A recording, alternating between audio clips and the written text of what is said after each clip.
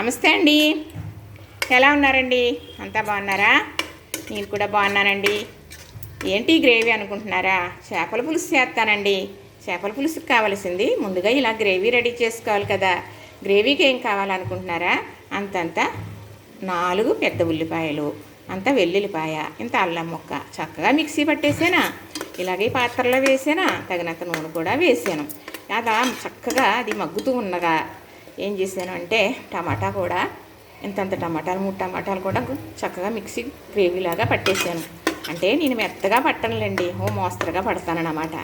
అది కూడా ఈ ఉల్లిపాయ సగం మగ్గిగా వేసేసాను. ఇది ఇంత బాగా మగ్గాలి.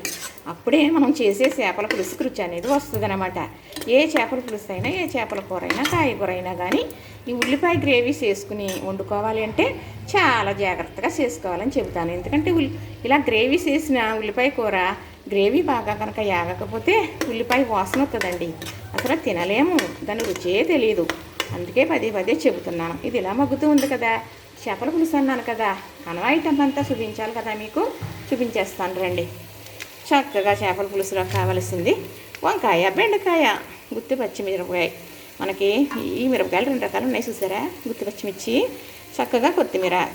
కూరన్నా మామూలు కూరన్నా కొత్తిమీర ఉంటే ఉండాలి, కానీ కొత్తిమీర దట్టంగా వేసేస్తాం కదండి. చక్కగా చింతపండు రసం తీసేస్తాను. ఈ పులుసు అలానే పెడతాను. తర్వాత ఏమోని మీకు చేప చెబుతానండి. చేపల గురించి, ఈ చేపలు అరటికాయ పరుగులు అంటారు, తుళ్ళు పరుగులు అని కూడా అంటారు. ఇవి పులుసు చాలా బాగుంటుందండి.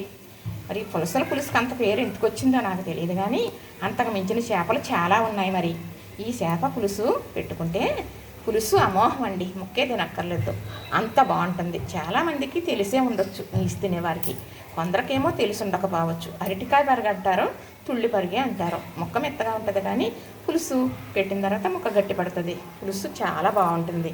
ఇంతకీ ఈ చేప గురించి చెప్పాలనుకున్నాను. మరి ఇందులో ఉప్పు, కారం, పసుపు, నూనె వేసి పక్కన పెట్టాను. 1 గంట అయినా అలా ఉంచాలి అని. మరి సరిపోదు కదండి, అందుకు మళ్ళీ మొత్తం సరిపడ్డది. ఇందులో అయితే ఉప్పు, కారం, పసుపు, చక్కగా 4 కరివేపాకు రెమ్మలు చేసే విధానం చూపించేస్తాను రండి. ఇప్పుడు గ్రేవీ మగ్గిపోయిందండి, బాగా వేగింది. ఇలా వేగకపోతే పులుసు అనేది రుచి రాదండి. రుచి రావటం ఎలా ఉన్నా ఉల్లిపాయ స్మెల్ వచ్చేస్తుంది, పచ్చిగా ఉండి స్మెల్ వస్తుంది అన్నమాట. అందుకు ఎంత మంచి కూర అయినా తినలేరు. అంటే దీనికని కాదండి, కాయగూరకైనా కూడా అంటే దేనికైనా మనం ఉల్లిపాయ రుచిగా చేసుకున్నది బాగా వేయించుకోవాలి. ఇది వేగిపోయింది కదా, ఇప్పుడు చేప ముక్కలు ఇందులో వేసేస్తున్నాను.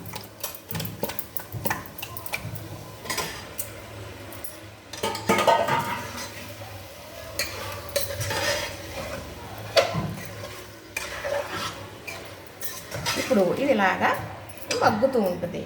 ఇలాగా చింతపండు రసం తీసేస్తానండి. ఇప్పుడు చక్కగా చూసారు కదా, వేసినాక ఇంతవరకు ఇలాగ మళ్ళీ మగ్గింది కాబట్టి ఇప్పుడు నేను ఉప్పు, కారం, పసుపు కూడా వేసేస్తున్నానండి. చింతపండు రసం తీసుకున్నాను కదా, ఇది చక్కగా వేసేస్తున్నాను.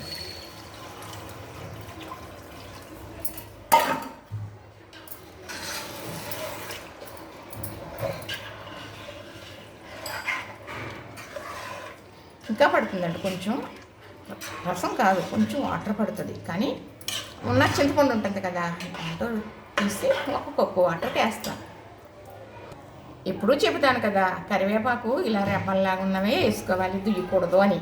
ఎందుకంటే కూర అనేది అయిన తర్వాత ఈ రబ్బలు తీసేయచ్చు, ఇందులో ఉండే ఒక రుచి అనేది కూరలోకి వెళ్ళిపోతుంది. కాబట్టి ఈ గుత్తి పచ్చిమిర్చి ఇప్పుడు వేసుకోవాలి. అప్పుడు మెత్తగా అయిపోయి ఏలాడిపోయినట్టు ఉండకుండా కాయలాగా ఉంటుంది. తినాలంటే తినేయచ్చు, తీసేయాలంటే తీసేయచ్చు. ఎప్పుడు కూడా మనం గ్రేవీలో వేసేసి వేపేస్తారు చాలామంది, అలా కన్నా ఇలా వేసుకుంటే బాగుంటుంది. ఇప్పుడు కొత్తిమీర కూడా కట్ చేసి వేస్తున్నాను. ఇప్పుడు వంకాయ కట్ చేసానండి. 3 కాయలకి 2 కాయలు బాగున్నాయి, 1 కాయ పోయింది, కూర్చుంది, సరిపోతుందండి పులుసుకి. బెండకాయలు కూడా కట్ చేసేసానండి, వేసేస్తున్నానండి. పిల్లలు ఉన్నారనుకోండి, చిన్న పిల్లలు ఉంటే చేప ముక్క తినలేరు కదా, ముళ్ళు ఉంటాయి కదా. తినే పిల్లల గురించి అండి. ఇలాంటి బెండకాయ ముక్క ఇందులో వేసినవి ఇలా వంకాయ ముక్క ఉందనుకో పెట్టొచ్చండి. చాలా బాగుంటుంది. వాళ్ళు కూడా తిన్నట్టుగా ఫీల్ అవుతారు కదా. అందుకు నాకు ఇలాగ ఎప్పుడు అలవాటు. కానీ ఈ స్కూల్లో ఎవరైనా చేస్తారులేండి. ఇలాగ నేననే కాదు, ఎవరైనా వేస్తారు. ఇలా బెండకాయ వంకాయ వేసుకుంటే పులుసుకి రెట్టింపు రుచి వస్తుంది. మరి ఇప్పుడు ఇలా చక్కగా మనం ఒక సెకండ్ అలాగా ఒక 5 నిమిషాలన్నా అలాగ వదిలేసామనుకోండి. తర్వాత సిమ్లో పెట్టుకుంటే ఇంకొక 5 నిమిషాలు అయిపోతుంది. ఇదిగోనండి పులుసు ఇంతవరకు మరిగింది కదా. చేపల పులుసు రుచిగా ఉండాలంటే ఒక సీక్రెట్ చెప్పనా? ఆ సీక్రెట్ ఏంటనుకుంటున్నారా? ఇలాగ కొంచెం బెల్లం వేయాలండి. బెల్లం వేసి మన ఎవరికీ తెలీదు. రుచి అనేది వస్తుంది అన్నమాట. తీపి అనేది ఏమీ ఉండదు, కానీ రుచి చాలా బాగుంటుంది. పూర్వం నుంచి మా అమ్మగారు వేసేవారు. అందుకు నేను కూడా ఏ చేపల పులుసు పెట్టినా ఈ చేపే కాకుండా వేస్తూ ఉంటాను.